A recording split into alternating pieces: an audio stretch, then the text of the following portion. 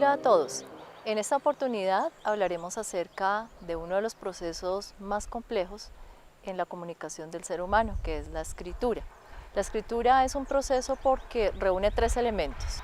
El primero, la parte sentimental, la parte emocional del autor, es decir, de quien escribe ese texto. Segundo, el conocimiento que tenga de la lengua en la cual lo va a escribir. Y por último, el dominio del tema que va a abordar. Como sabemos, existen diferentes tipos de textos. No es lo mismo escribir un resumen de un texto que escribir una tesis de grado o una novela, que ya es un texto de la literatura que requiere mucha más elaboración. Sea cual fuere el escrito que vayamos a elaborar, necesitamos pasar por 4 momentos: la planeación, la primera escritura o la construcción del borrador, la escritura propiamente dicha del texto luego de una revisión y de una secuencia lógica que permita desarrollar las ideas, y finalmente el proceso de edición.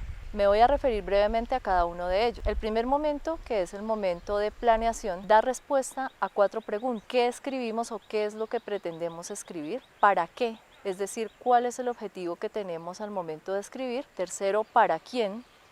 Es decir, la población o el lector al que nos vamos a referir o al que nos vamos a dirigir. Y finalmente, de esas 3 preguntas aparece el cómo. Esto quiere decir la forma adecuada en la que vamos a utilizar las palabras, cómo vamos a dividir ese texto en párrafos, qué ideas vamos a desarrollar, qué elementos de apoyo vamos a utilizar para ayudar a sustentar la palabra que estamos plasmando. Este momento inicial es el momento fundamental en la escritura. Debemos tener claras las respuestas a esas 4 preguntas para ir ahora al segundo momento. Ese momento es ya el primer borrador que hacemos, cuando recogemos nuestras ideas y las vamos plasmando sobre el papel o sobre esa superficie, un tablero, una pantalla, una pared, dependiendo del texto que vayamos a escribir. Es la recolección de esas ideas iniciales. Las vamos dejando ahí, en ese espacio, para luego ir a hacer el proceso de revisión, de organización de esas ideas, dándole una secuencia lógica a lo que queremos decir. Esto nos da paso al tercer momento, que ya es la revisión. Es adecuado que otras personas lean lo que escribimos antes de presentar de manera formal ese texto que estamos elaborando. ¿Por qué razón? Porque nos ayudan a hacer visible las fallas, los elementos que hagan falta, en qué temas debemos profundizar y demás. Ese momento de la revisión es clave también.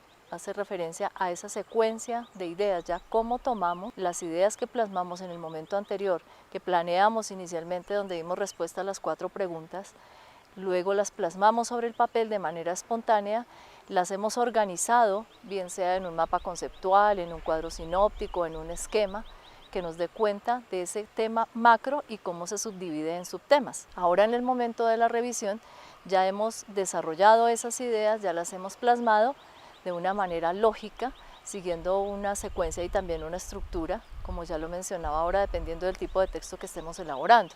Entonces, si estamos elaborando una crónica periodística, hay una estructura que hace que ese texto sea eso y no otra cosa.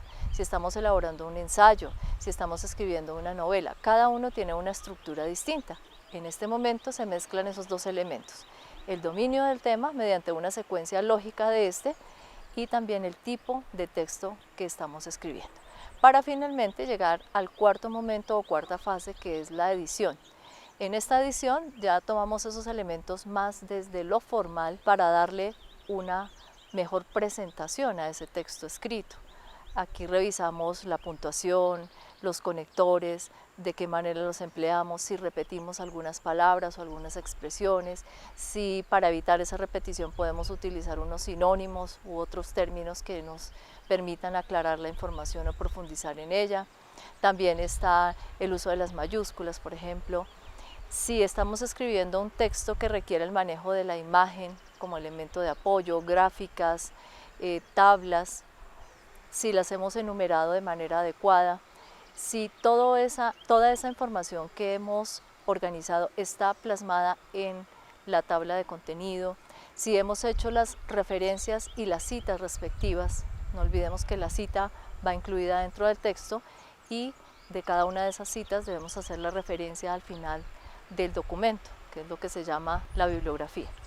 Entonces, un escrito debe pasar por estos 4 momentos, académicamente hablando, para que esas ideas que inicialmente tenemos ahí en nuestra mente o que queremos transmitir a otro, sean realmente las que llegan a esa persona, a ese lector, sin que presenten ambigüedades, pues sin que genere en ellos una ambigüedad.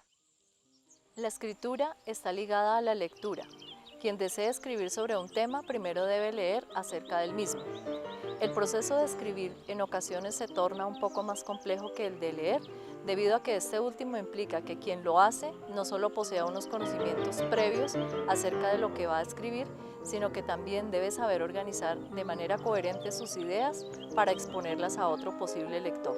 Debe dotar el contenido del texto escrito con el sentido que realmente quiere otorgarle para que no haya confusiones o malas interpretaciones por parte de quien lee.